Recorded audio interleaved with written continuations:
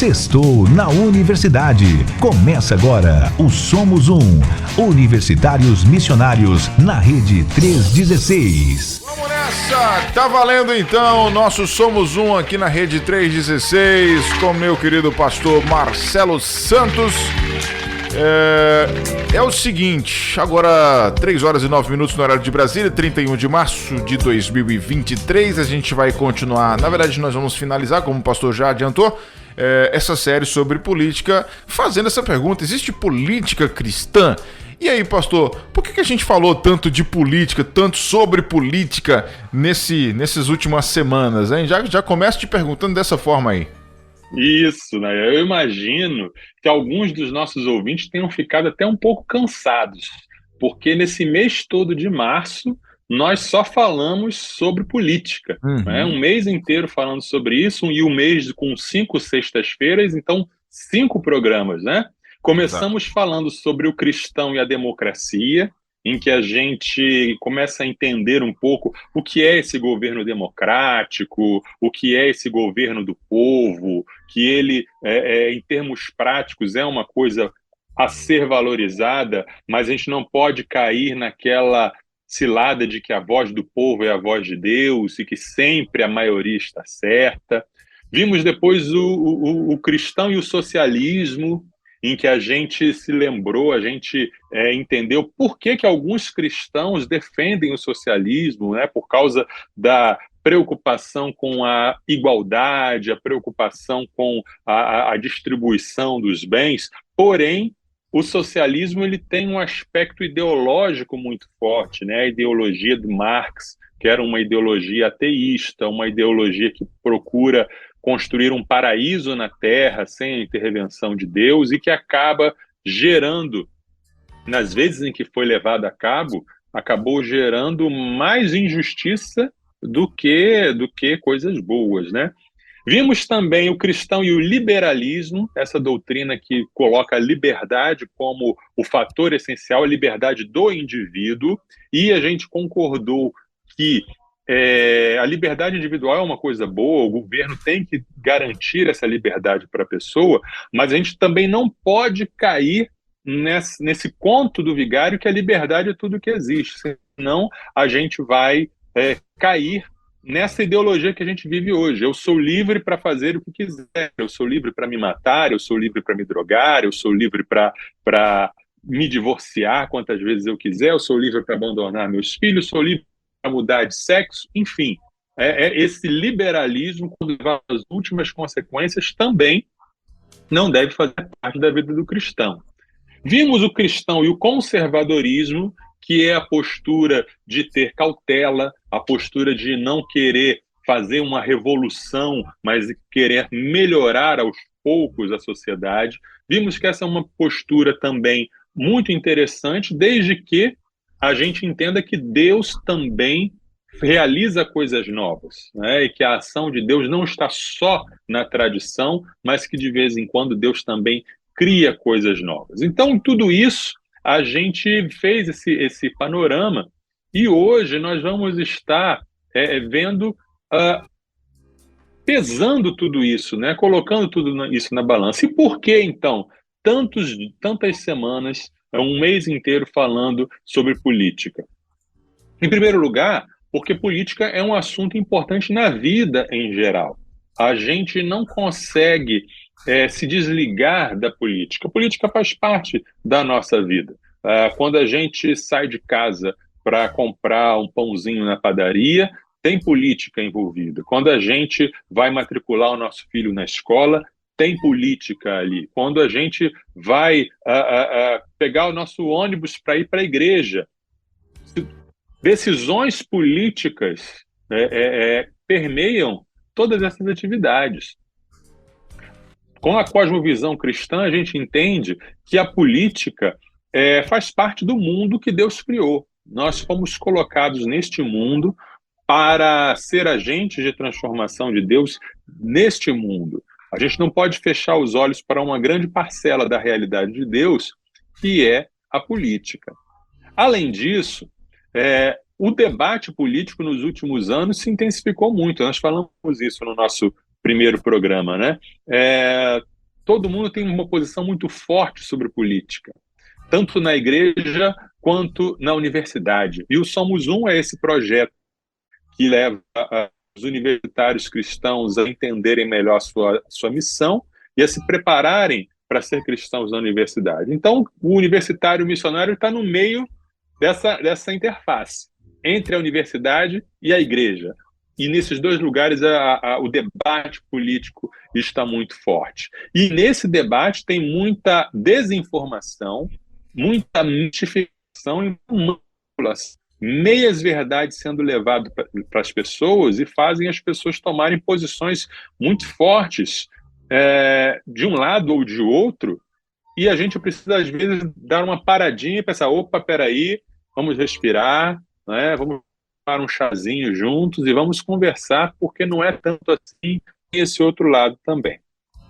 Baseamos a nossa série de programas no livro de David Koyzis, né? Visões e Ilusões Políticas. Esse livro destrincha todas essas correntes políticas e mostra que em cada uma delas existe um elemento de idolatria. Mesmo aquelas que a gente pode considerar as mais inocentes, como a democracia, como o conservadorismo, como o liberalismo, existe um elemento ali de idolatria, existe um elemento ali que escolhe uma parte da realidade que Deus criou e coloca essa parte como aquilo que é supremo e aquilo que deve ser sacrificado em função desse bem supremo.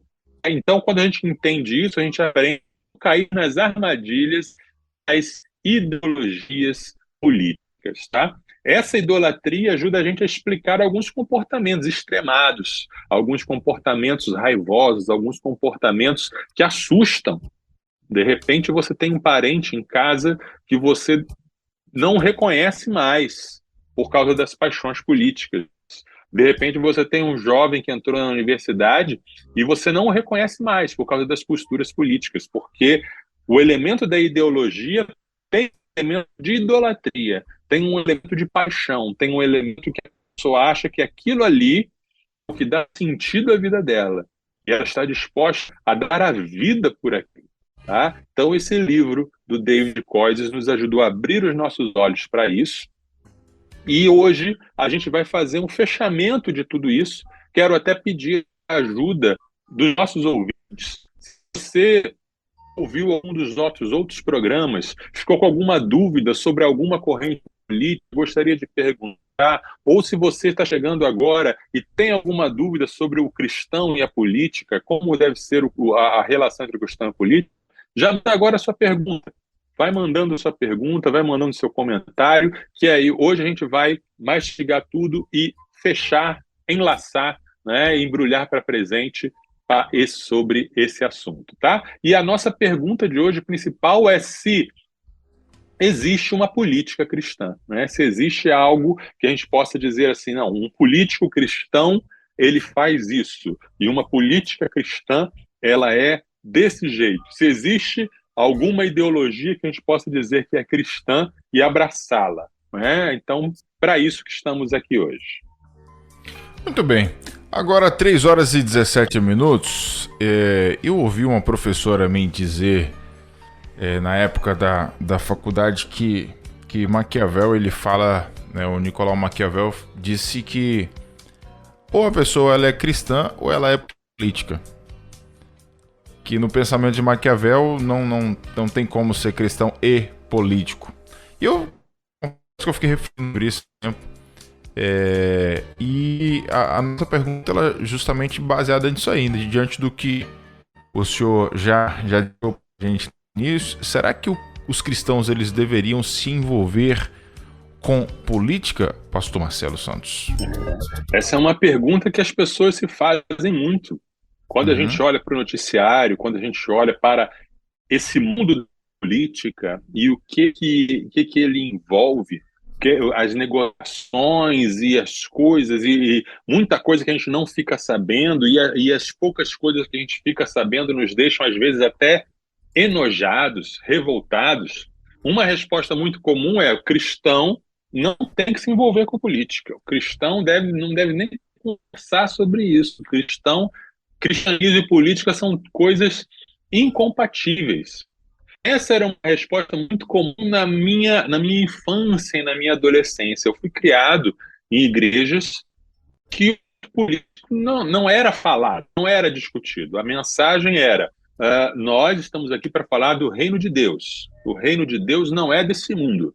Estamos aqui para falar sobre a vida após a morte, sobre arrependimento, a fé em Jesus, e política não envolve, né? Era uma época em que, eu concordo que deveria ter continuado, né? Nenhum político subia para fazer propaganda, né? Nenhum político ia num púlpito da igreja. Eu acho certo isso, né? Eu acho que deveria ter continuado.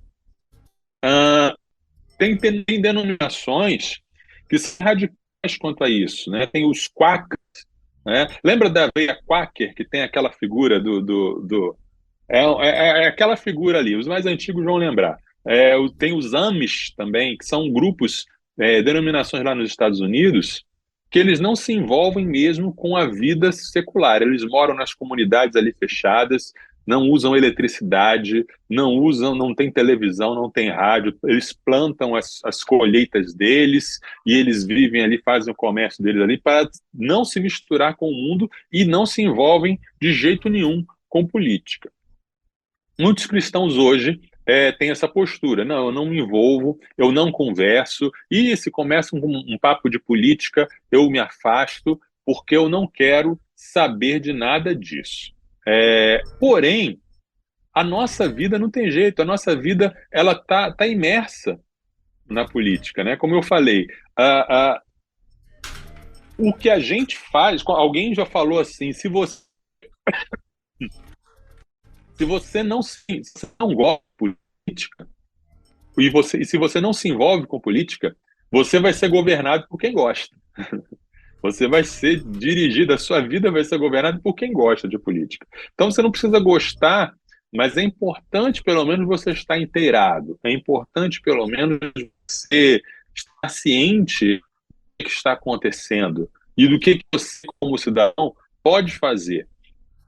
É uma questão de responsabilidade, é uma questão de mordomia. Quando a gente vê, por exemplo, a parábola dos talentos, em que o Senhor colocou 5 talentos para um, 2 talentos para um e 1 talento para o outro, e ele cobrou depois. O que você fez com o que eu te dei? Essa questão de mordomia ela é aplicada para tudo. Ela é aplicada para o meio ambiente, ela é aplicada para a nossa saúde, ela é aplicada para o nosso tempo, para os nossos relacionamentos, para as oportunidades de evangelizar e também para o nosso poder político, porque todos nós temos algum grau de poder político. Todos nós temos algum grau pequeno, mas somado com outros que pode se tornar grande, de coisas que a gente pode fazer ou impedir que sejam feitas. Nós temos o poder de fazer a diferença. Então, a nossa ação ou a nossa omissão, ela faz diferença. Como está escrito lá em Tiago, capítulo 4, versículo 17, portanto, aquele que sabe que deve fazer o bem e não faz, nisso está pecando. Tá? Então, por isso, essa reação compreensível, já não vou me envolver porque isso é muito sujo, ok, mas às vezes a gente tem que colocar uma luva, né, quando a nossa caixa de gordura de casa estoura, né, a gente ou alguém tem que botar uma luva e enfiar a mão na sujeira para limpar, né? Como alguém disse, não é um trabalho sujo, mas alguém tem que fazer. Tá? A outra reação tem uma reação contrária a essa. É a reação do cristão que diz: precisamos tomar o poder político. Precisamos colocar políticos. Essa é uma reação que se tornou muito comum da minha juventude para cá, né? Então, eu tenho 50 anos, de 30 anos para cá, 40 anos para cá, eu vi muito esse crescimento desse movimento. É o movimento do irmão vota em irmão. É o movimento de, se tivermos governantes e representantes cristãos, o Brasil vai ser abençoado. Você já ouviu isso, né? Irmão vota irmão, vamos colocar nomes de Deus lá no Planalto, lá no Congresso, para que Deus vão governar segundo a vontade de Deus e vão levar o país para a bênção, né? Para a paz, para a prosperidade. Essa tendência não é nova. Na Europa, muitos partidos cristãos foram criados, foram feitos. E eu lembro de Calvino, João Calvino, né, o reformador lá do século XVI.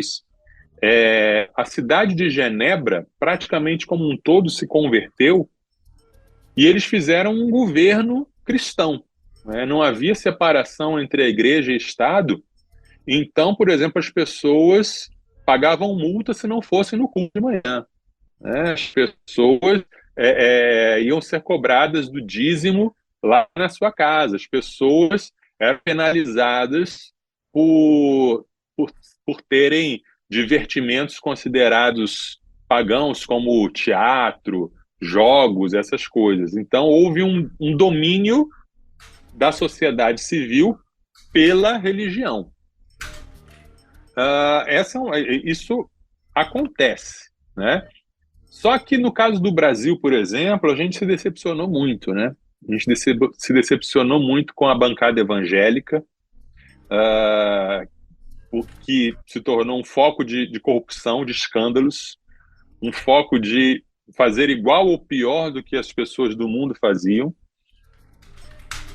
E mesmo quando não há um escândalo direto de corrupção, a gente vê uma visão muito simplista de política, em que o Congresso se torna um balcão de negócios para atender os interesses da igreja. Aí a preocupação do representante eleito é diminuir impostos de igrejas, facilitar a situação, doação de ambulâncias para a igreja. Uma visão política de clientelismo. As igrejas me elegeram, então vou fazer favores especiais para a igreja. Isso não é boa política. O político que é eleito, ele é eleito para atender a nação toda, o estado todo, o município todo. E não o grupo que o elegeu. Então a gente vê que essa situação, essa postura, vamos tomar o poder, né? Vamos colocar ali os nossos representantes. E às vezes coloca a gente despreparada ali. Porque não basta ter boa intenção. Às vezes a pessoa nem tem boa intenção, já é um lobo em pele de cordeiro mesmo. Às vezes a pessoa tem boa intenção e se corrompe no meio do caminho. E às vezes a pessoa tem boa intenção e não se corrompe, mas não tem o conhecimento, não tem a aptidão, não tem o tino para a coisa, né? E a convicção política para ser um bom político. Tá? Isso aí é um problema. Tem uma outra postura também, é a postura dos mundos paralelos. É aquela postura assim, meu cristianismo é uma coisa e a minha vida política é outra. É aquela história que a gente ouve muito nos cultos de oração. Peço que orem pela minha vida mental, pela minha vida profissional e pela minha vida espiritual. Quantas vidas a pessoa tem? Né? Na verdade, é uma vida só. Só que a gente compartimenta como se fossem vidas separadas. E aí tem gente que pensa assim, não, o que eu faço como parlamentar em Brasília ou na Assembleia Legislativa do meu estado, da minha cidade, não tem nada a ver com a minha participação da igreja, não tem nada a ver com a minha fé. Tem gente que diz assim, em quem eu voto não tem nada a ver com a minha fé. Eu voto em quem eu tenho mais simpatia, em quem eu gosto mais, não quero saber o que o cristianismo tem a ver com isso. Tem outros ainda que votam assim, não, a minha militância é uma coisa, a minha fé é outra coisa. No domingo eu estou lá celebrando a minha fé, mas na segunda-feira eu estou na passeata militando uma outra coisa, que são coisas paralelas. Tá? E a gente já viu que isso não é uma postura que o Evangelho nos ensina. O Evangelho nos ensina que a vida toda deve ser vivida para a glória de Deus. E que o que a gente faz de segunda a sábado importa tanto quanto o que a gente faz no domingo. porque nenhuma ideologia é neutra. Nós vimos isso esse mês, né? Nenhuma ideologia é espiritualmente neutra. Sempre tem alguma coisinha ali espiritual. Nenhuma delas é como se fosse uma ferramenta que, eu vou usar essa ferramenta aqui para cortar essa madeira. Não. Tem implicações, tem expectativas, tem paixões envolvidas. Então, o que a gente precisa, de fato, é, pesando tudo isso, analisando todas essas ideologias e todas essas posturas políticas, encontrar uma maneira bíblica de pensar a política e de agir a política. É esse o nosso objetivo. Muito bem. A gente até convida o pessoal para poder participar, interagir, mandar o teu recado, mandar o teu comentário, sua pergunta. O pastor, o Hernani KJ até mandou uma mensagem pra gente aqui. Ele é de Curitiba, da Segunda Igreja Batista de Curitiba, dizendo que ele tem um trabalho de mestrado nesse sentido em relação ao cristão batista. Ele até mandou o link pra gente, depois eu vou te encaminhar. Que legal, encaminha sim.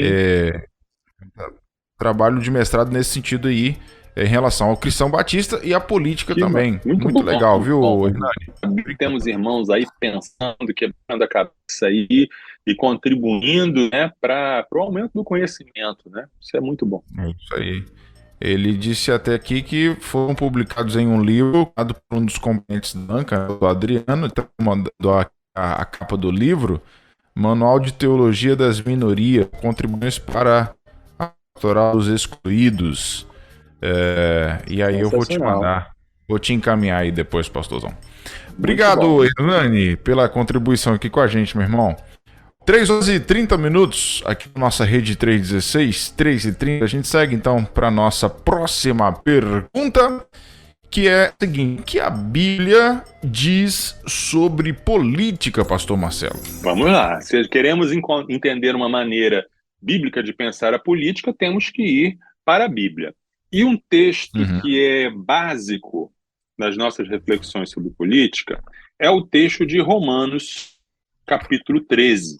Já estudamos esse texto, já falamos sobre esse texto, mas vale a pena a gente olhar um pouquinho, porque aqui nesse texto nós vemos o que é o Estado, o que é o governo, quem o criou, para que ele serve, quando ele está fazendo o trabalho direito e quando ele não está fazendo o trabalho direito. E qual deve ser a nossa atitude em relação ao governo, em relação ao Estado. Romanos 13:7. Que todos estejam sujeitos às autoridades superiores, porque não há autoridade que não proceda de Deus. E as autoridades que existem foram por ele instituídas. Assim, aquele que se opõe à autoridade, existe a ordenação de Deus.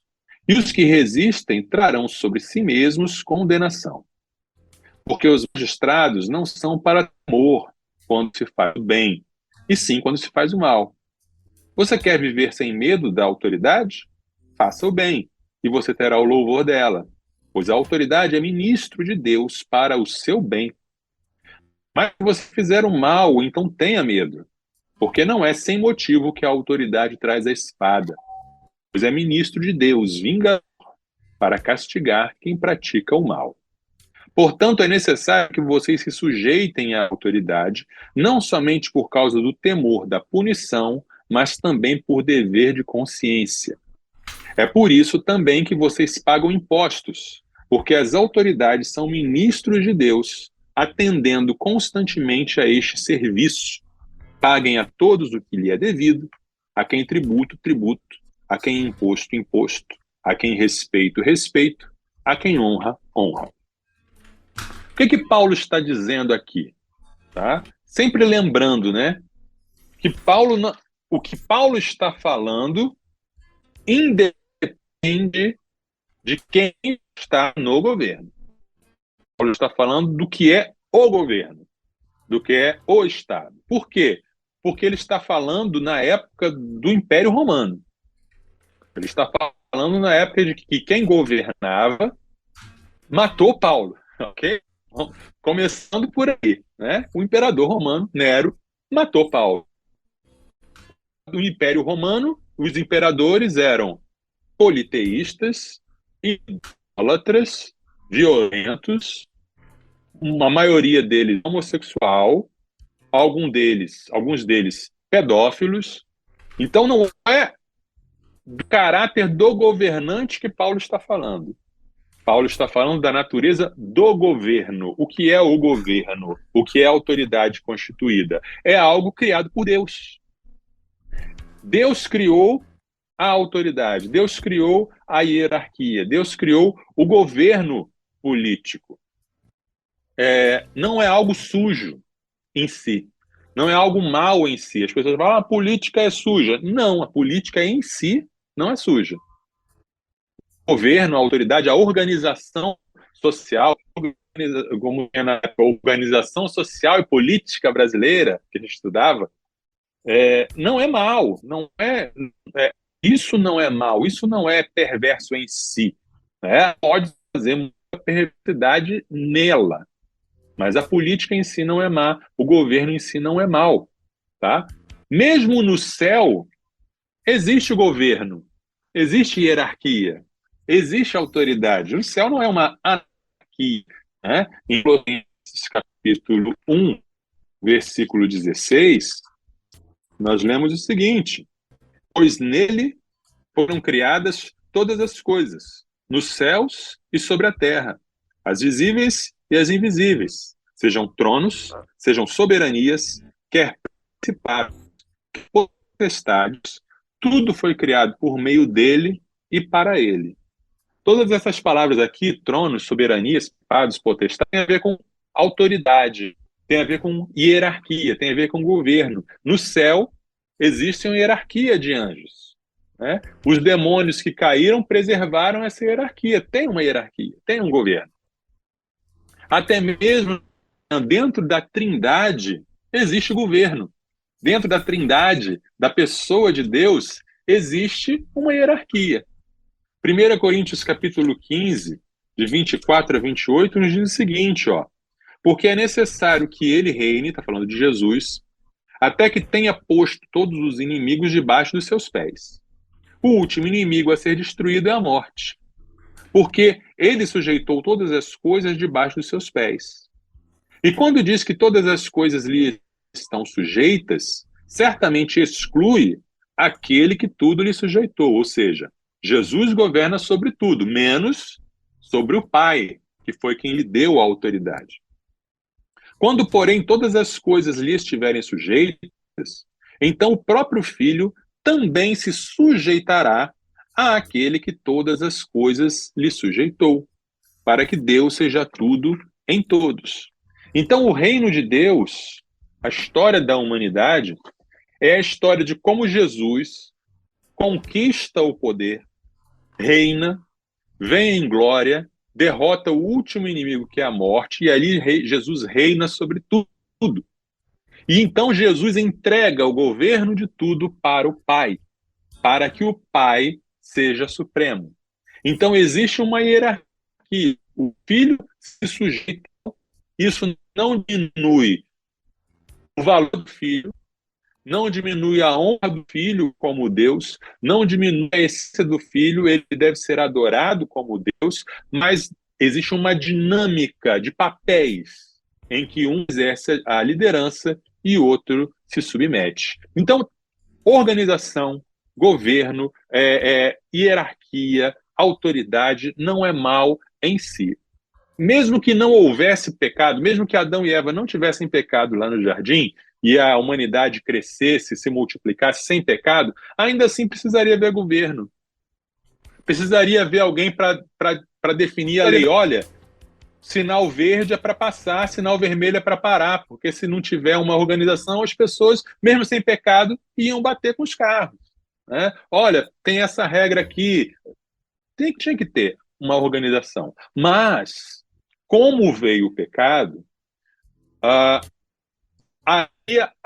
a organização política, o Estado, passa a ter uma outra função, a principal função, que é punir a injustiça e recompensar o bem. É isso que Paulo está falando aqui em Romanos. Né? Olha, se você não faz nada de errado, precisa temer a autoridade, porque a autoridade ela existe para punir o mal, né? E aí, em 1 Pedro, capítulo 2, versículo 13 e 14, a gente vê o desenvolvimento dessa ideia.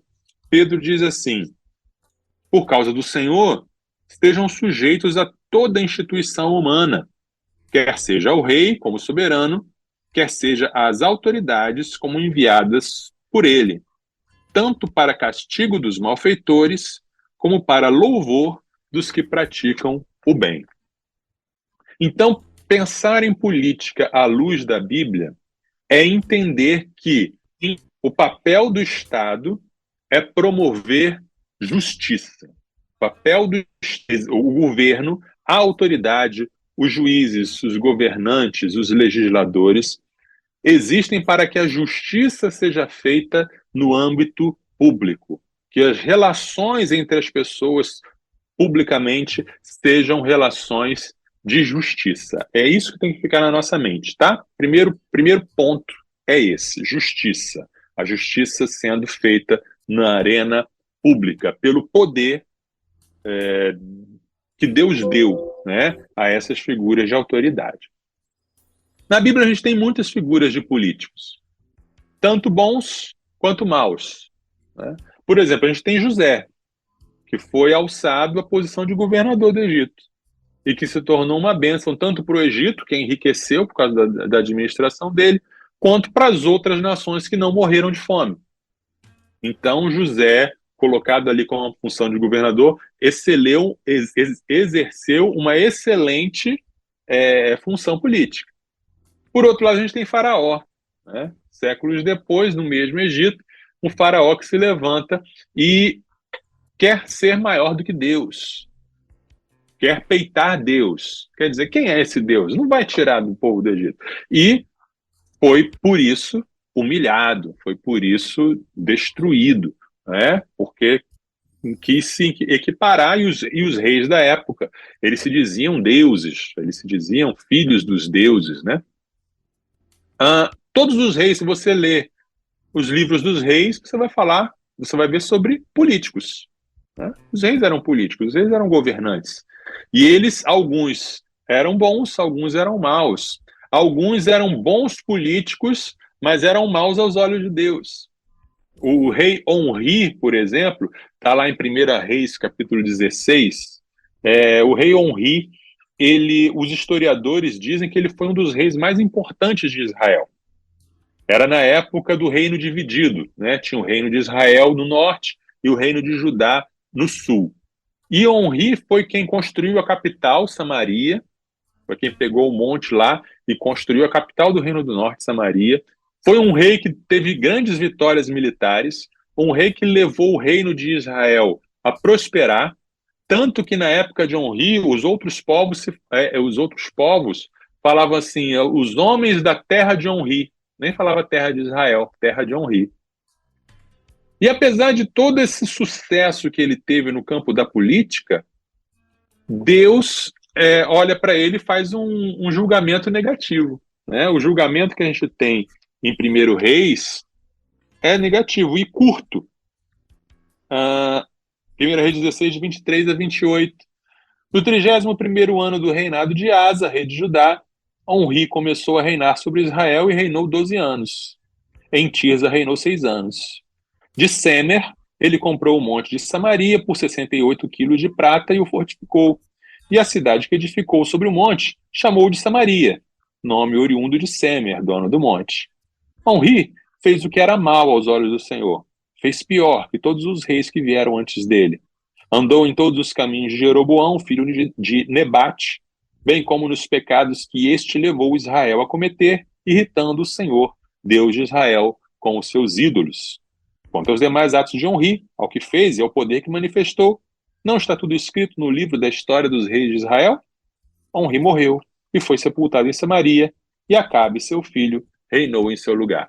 Então note aí, né? Onri, politicamente, ele foi um sucesso, mas espiritualmente, aos olhos de Deus, nota 0 para ele, né?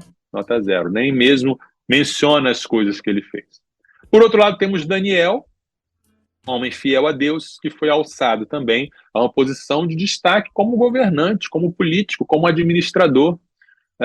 Temos Esther, que salvou a vida do povo de Israel, né? Que foi usada por Deus para salvar o povo de Israel.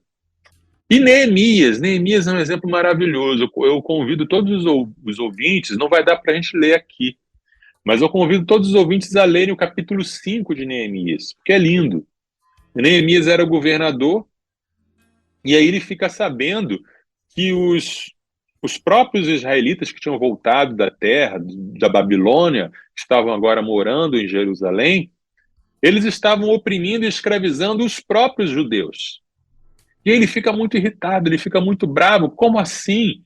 Como assim as pessoas estão, a gente vai dar um duro danado para libertar as pessoas no ano do jubileu, a gente estava escravo na Babilônia, voltamos para a nossa terra, e vocês estão agora escravizando os seus irmãos, aqueles que não conseguem pagar suas dívidas, vocês estão transformando eles em escravos? Está errado isso. E aí as pessoas se arrependeram, libertaram e tal, mas o texto continua mostrando o exemplo de Neemias, que Neemias tinha direito a uma pensão do governador, ele tinha direito a alimentos que vinham, mas ele não consumia esses alimentos, ele comprava com o próprio dinheiro dele os alimentos para dar um exemplo de honestidade, para ter mais comida para as pessoas, para ter mais igualdade entre as pessoas, né? Então, esse capítulo 5 de Neemias é um excelente exemplo de um governante agindo com a justiça de Deus e fazendo a vontade de Deus. No Novo Testamento, a gente vê exemplos de governantes como Herodes, Pilatos, etc. Né? O tema, quando a gente pensa em política na Bíblia, o tema principal é justiça. Né? Justiça no sentido de dar a cada um aquilo que é devido, punir os malfeitores, garantir os direitos das pessoas de vida, de liberdade, de segurança. É para isso que um político serve. É para isso que um rei serve, segundo a Bíblia. É para isso que um governante serve, para promover justiça. Então, a nossa visão do que é um político bom ou do que é um político ruim, ou do que é uma política boa e do que é uma política ruim, vai muito além das nossas preferências pessoais.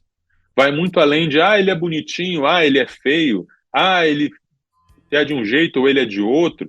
Mas a gente deve pensar assim, essa atitude promove justiça ou promove injustiça? Essa atitude ajuda a promover o bem ou ajuda a promover o mal? Quando a gente pensa nessas coisas, estamos pensando a política com as lentes da Bíblia. E aí a gente vai votar com essa visão. Eu voto nesse aqui porque o que ele propõe, se for implementado, né, se ele não estiver mentindo, né, se ele tiver condições, o que ele propõe vai gerar mais justiça. Eu não voto nesse aqui não, porque se essa proposta dele for realizada, a vida das pessoas vai piorar.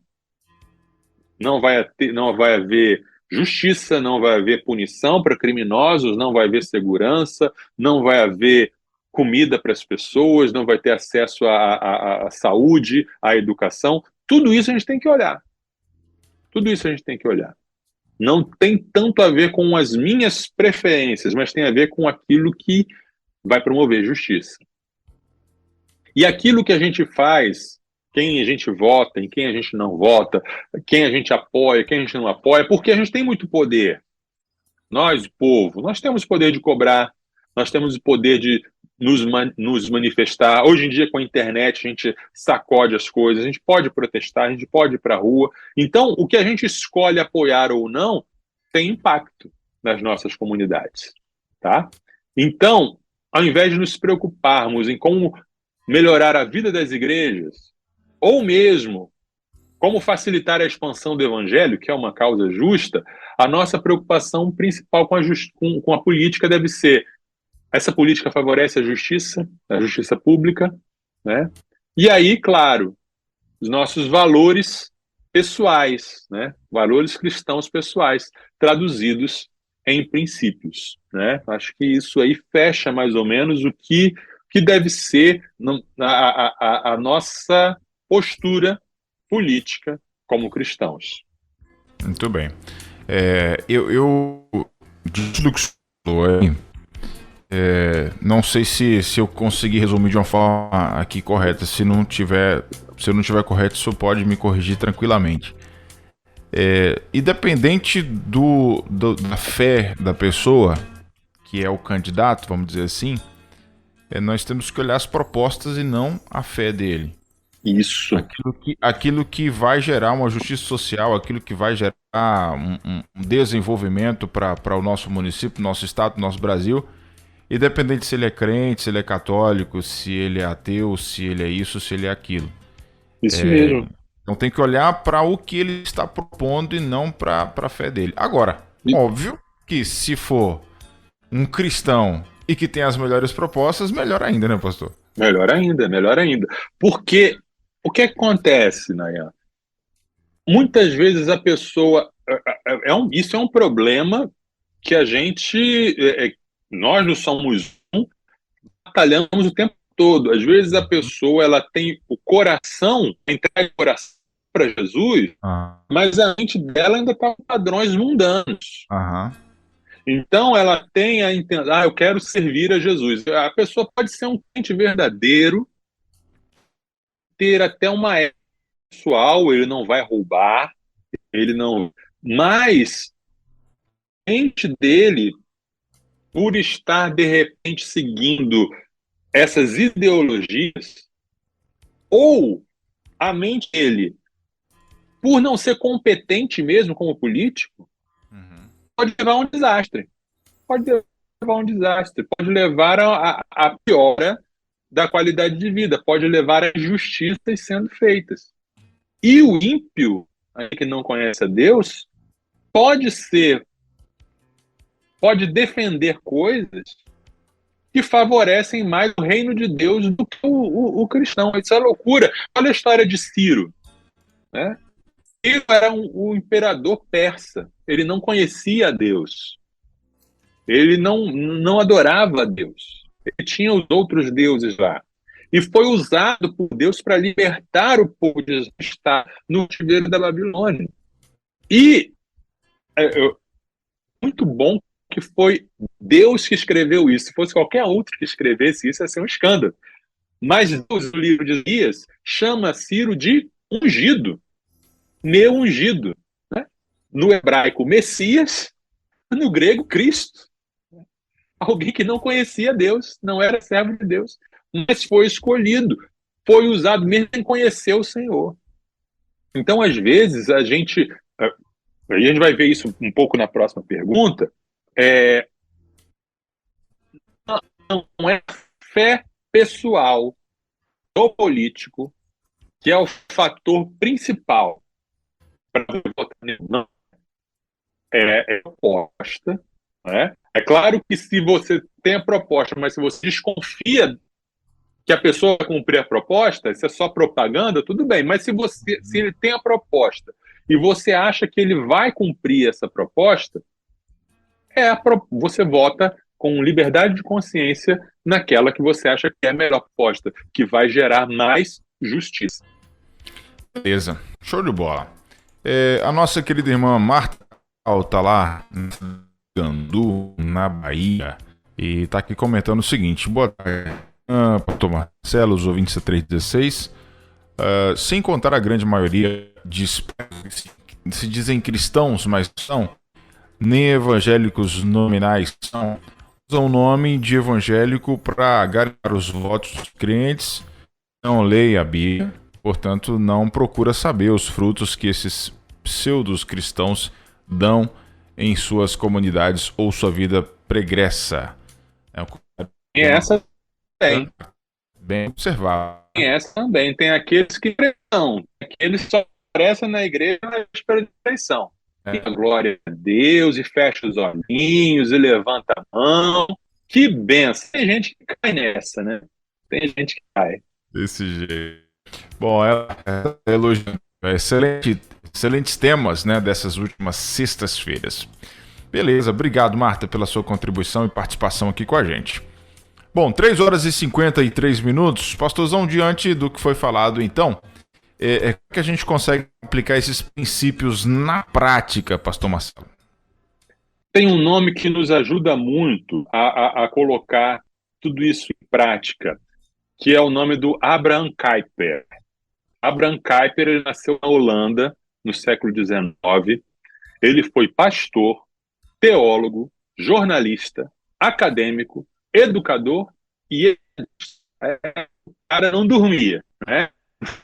Não tinha vida social, não jogava videogame, não fazia nada, ele só trabalhava o tempo todo.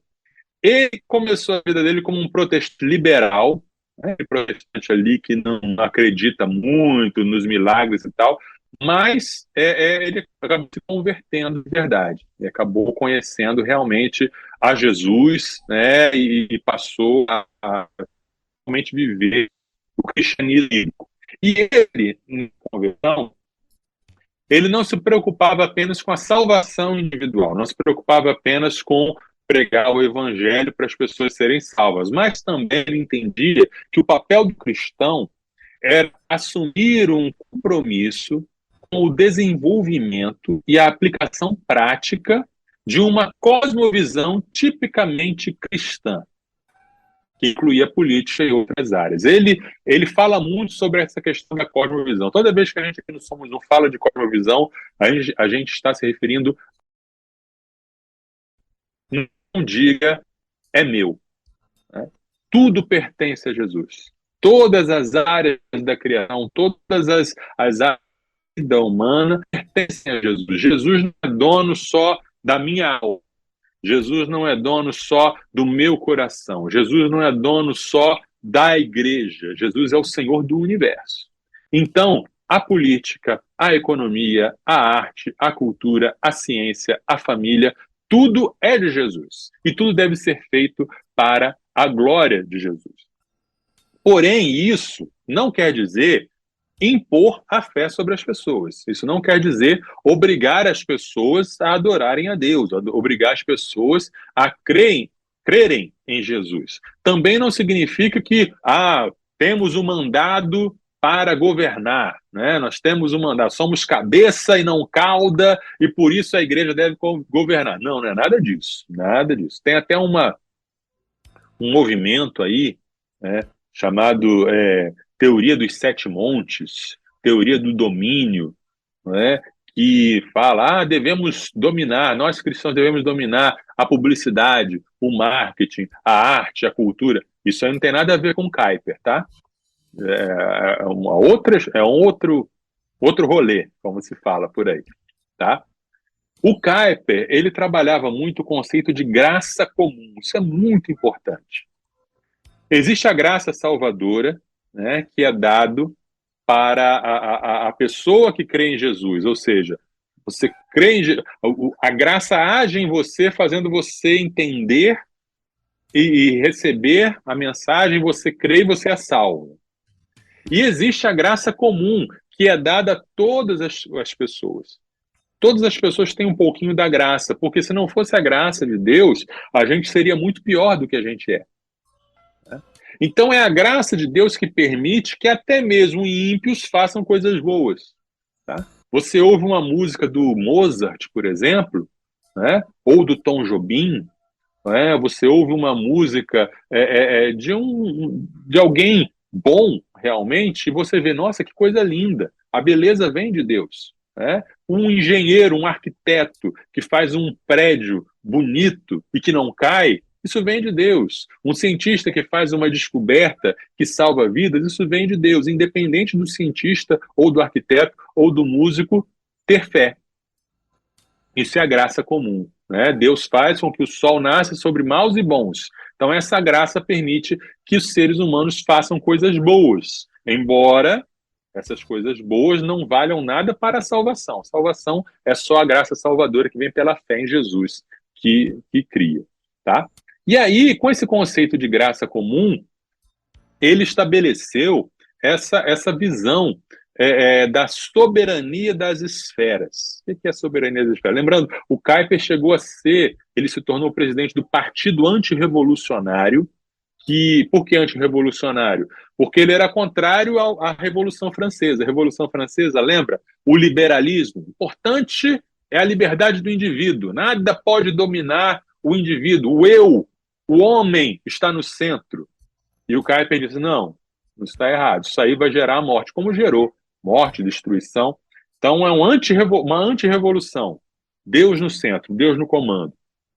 E ele acabou se tornando o primeiro-ministro da Holanda, né, no finalzinho ali do século XIX, e fez importantes avanços na política, no governo da Holanda. O Kuyper, então, ele escreve sobre a soberania das esferas. O que é isso? Imagine a vida humana como se fossem várias esferas diferentes. Tem a esfera da família, tem a esfera da política, tem a esfera da ciência, tem a esfera da arte, da religião, da economia, da educação. Deus é soberano sobre cada uma dessas áreas, certo? Deus é soberano. Mas Deus exerce a sua soberania em cada área de maneira diferente. Deus é soberano sobre a política, mas o jeito que Deus age na política é diferente do que Deus age na igreja. Deus é soberano sobre a família. Mas Deus agindo na família é diferente de Deus agindo na ciência. Muitos dos nossos problemas em política acontecem quando a gente mistura as coisas. Tá? A igreja não deve mandar no Estado, na política. Nem o Estado deve mandar na família, por exemplo. O Estado não pode dizer para a família o que é a família. Aí vem uma lei dizendo assim, não, de agora em diante, família pode ser homem com homem, um casal. Não é o Estado que determina isso, porque o Estado não tem autoridade sobre isso. A família é uma esfera própria, em que Deus governa de maneira própria. Tá? A economia também não deve governar a religião. As leis da economia são uma coisa. A lei da religião é outra. Quando a religião começa a se pautar pelas leis da economia e as igrejas passam a ser empresas que disputam mercados e que investem em marketing, né? Está errado. As regras são diferentes, a soberania é diferente. Tá? E como é que Deus é soberano na política? Deus é soberano na política permitindo que os governantes cheguem ao poder, que o governante só chega ao poder pela permissão de Deus, permitindo que o governante se mantenha no poder, também o governante só se mantém no poder porque Deus permite, e permitindo que o governante use o poder para promover justiça e para combater injustiça. Quando você tem um Estado que quer dominar todas as esferas, você tem um fenômeno chamado totalitarismo. A gente vê isso na esquerda com o comunismo, o marxismo, e a gente vê isso na direita, na extrema-direita, com o fascismo. O Estado que quer mandar na igreja, o Estado que quer mandar na família, o Estado que quer mandar na arte, na educação. Isso é totalitarismo. Quando, porém, o Estado ele quer ficar muito pequeno, Estado mínimo, e deixa tudo correr solto, ele também não está exercendo seu papel de combater a injustiça, promover a justiça. Então, Nayan, diante dessa visão aí do Kuyper, e aí sinto muito se eu não estou sendo muito prático, né? Não existe uma política cristã. Né? Não existe uma ideologia que a gente possa dizer que é cristã. Não existe um manual. Faça assim, faça isso e faça aquilo e você vai ser um cristão. Não tem. O que existe são princípios. Tá? Quais princípios? Primeiro, o Estado não pode ser nem maior do que deve, nem menor do que deve. Né? E nem deixar de existir. Então, por exemplo, uma ideologia política que a gente nem discutiu aqui nos nossos programas foi o anarquismo. Né? Porque o anarquismo diz que não deve haver Estado, não deve haver governo, não deve haver autoridade nenhuma. Isso é totalmente incompatível com a Bíblia, que já ensina que o Estado, o governo, ele precisa existir. Então, em cada situação, e aí a gente vai ter que ser pontual. A gente tem que abrir mão de achar respostas abrangentes para tudo, sabe? Sabe o pacote? Né? Quando antigamente tinha as TV por assinatura, né? Aí veio o streaming e acabou com isso. Mas na TV por assinatura você comprava o pacote. Ah, você tem que comprar todos esses canais aqui. Mas eu não quero esses canais aqui. Eu não me interesso por esporte. Não, mas o pacote é esse. Você quer ver filme? Vai ter que levar o esporte. Você quer ver receita? Tem que levar os canais infantis. Não importa. E aí tem gente que compra o pacote político completo. E aí acha que tem que seguir a bandeira completa do pacote que ele comprou. Ah, eu sou de direita. Por que eu sou de direita? Ah, porque eu defendo a família, eu defendo a propriedade, eu defendo a liberdade econômica. Puxa, são coisas legais. Ah, mas porque eu sou de direita, então eu tenho que combater o auxílio aos pobres, eu tenho que defender pena de morte, eu tenho que defender que todo mundo anda armado, né? Aí, do mesmo modo, eu sou de esquerda. Mas por que você é de esquerda? Não, eu sou de esquerda porque eu defendo a justiça social, eu defendo o cuidado com os pobres, eu defendo que todo mundo tenha um prato de comida em casa. Poxa, que legal. Mas também porque eu sou de esquerda, então eu defendo aborto, eu defendo a liberdade sexual total. Espera aí. Não precisa comprar pacote, não precisa bandeira nenhuma. Você precisa, em cada situação, em cada questão política, esmiuçar e pensar, vem cá, como isso aqui promove justiça? Então eu vou apoiar. Isso aqui não promove justiça, não vou apoiar. Tá? E aí, em tudo, em cada situação dessas, não esquecer as virtudes que Cristo exige para todas as áreas da vida. Né?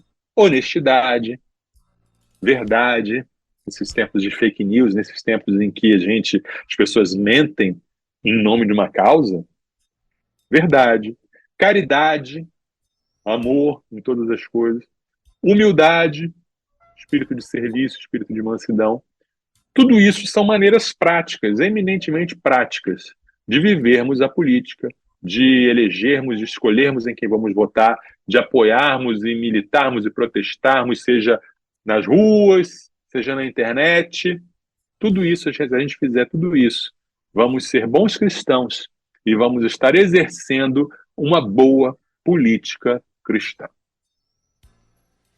Show de bola, muito bem. 4 horas e 5 minutos. Só finalizar aqui com um comentário que a Rosângela fez, pastor. Ela Sim. colocou assim: a igreja tem responsabilidade social. Isso inclui sim a política. Só não devemos colocar em púlpito para se fazer política, nem idolatrar Exato. político como Deus. E ela disse que está amando o quadro de hoje. Amém. Eu lembro que, baseado nesse comentário aqui da Rosângela, uma vez um pastor me falou assim que a igreja ela não tem responsabilidade social. Ela faz o social, mas sendo que essa responsabilidade é do Estado. O que o senhor pensa sobre isso, pastor? Eu penso que é uma responsabilidade de todo mundo.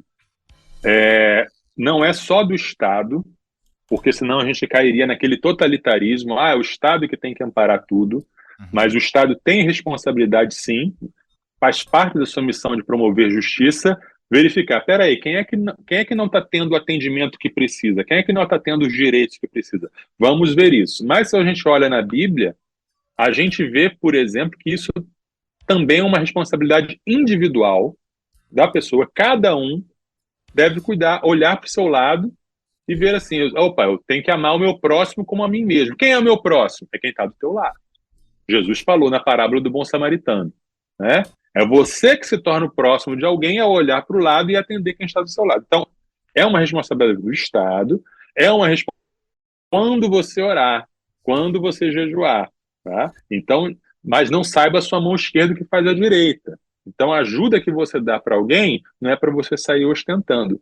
E é também uma responsabilidade da igreja, porque se a igreja é o corpo de Cristo reunido, o que Cristo, quando estava num corpo, fazia aqui na Terra? Ele atendia às necessidades das pessoas. Ele levantava quem estava no monturo. Ele se compadecia. Muitas vezes, estava indo para um outro lugar, não queria parar ali, mas a pessoa, ele não resistia, ele ia lá e atendia, e bagunçava a agenda dele toda, porque ele não conseguia sair da cidade. Então, não tem como a gente fugir, não. Não é responsabilidade só do Estado, não. É de todo mundo. É do Estado, do indivíduo e da igreja, como Maravilha. corpo de Cristo. Show de bola. 4 horas e 8 minutos aqui na nossa rede 316, então a gente fecha o pacote aí desse assunto, né? Desses temas sobre política, pastor. Hoje? Sim, Poxa, fechamos. Podia falar mais, né? Podia falar mais, né? Só ano que vem, quem sabe. ou quando surgir alguma necessidade, tomara que não surja. Tomara que não tenha nenhuma emergência que nos faça falar de política nem tão cedo. Em nome de Jesus. Mas é isso aí. Tu quer concluir ainda ou já fechou? Não, só isso mesmo. Só se tiver mais algum comentário de ouvinte, senão acho que encerramos por aqui. E semana que vem vamos entrar para que parte agora? Vamos para que lado agora? Semana que vem, na próxima sexta-feira, já é a sexta-feira da paixão, né? Sexta-feira que lembramos aí, né, da semana chamada Santa.